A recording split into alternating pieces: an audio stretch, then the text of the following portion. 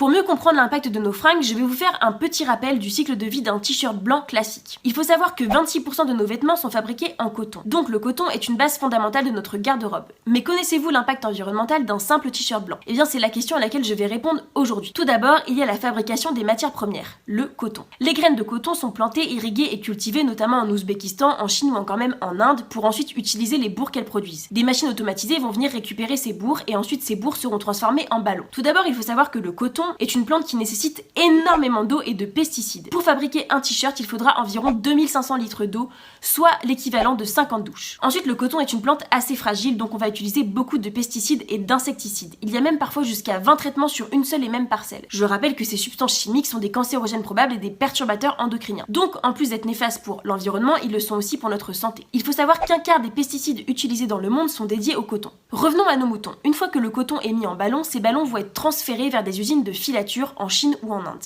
Ce sont des machines modernes qui vont assembler et étirer le coton pour en former des fils blancs appelés mèches. Ces fils blancs vont ensuite être transférés vers d'autres usines pour former des draps de tissu gris. Oui, vous avez bien entendu, les draps de tissu sont gris, donc ils vont être exposés à de fortes températures et à des transformations chimiques pour ensuite devenir tout doux et blanc. À ce stade, le tissu est souvent plongé dans un blanchisseur et dans des colorants asiatiques qui sont composés de plomb, mercure, chrome, qui sont tous des cancérogènes.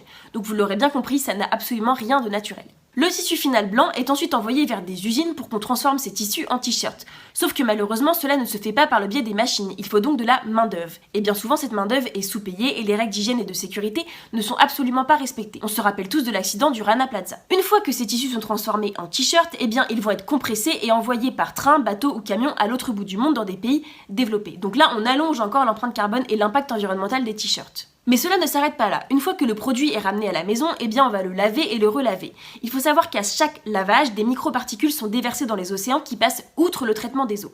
Et malheureusement, une fois qu'on a fini d'utiliser ce t-shirt, bien souvent il finit à la poubelle. D'où l'intérêt, je le répète encore et encore, de favoriser absolument la seconde main, telle que les friperies ou encore sur Vinted. Il est très important de faire attention lorsqu'on achète des habits. Il faut faire attention à recycler nos vêtements, on peut très bien les transformer en chiffon ou encore les déposer dans des points relais. Il y a d'autres alternatives comme par exemple le coton biologique, mais il faut bien comprendre que le coton biologique représente moins de 1% de la production totale de coton. Un autre énorme problème est à souligner quand on parle de coton, c'est qu'en fait en Europe il existe une réglementation qui s'appelle le règlement REACH qui pose des seuils à ne pas dépasser concernant les matières dangereuses.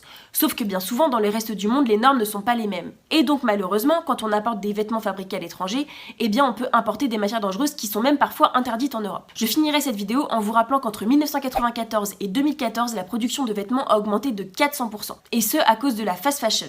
Vous savez c'est la mode jetable qui se renouvelle en permanence. Encore une fois, il faut vraiment faire attention à notre façon de consommer.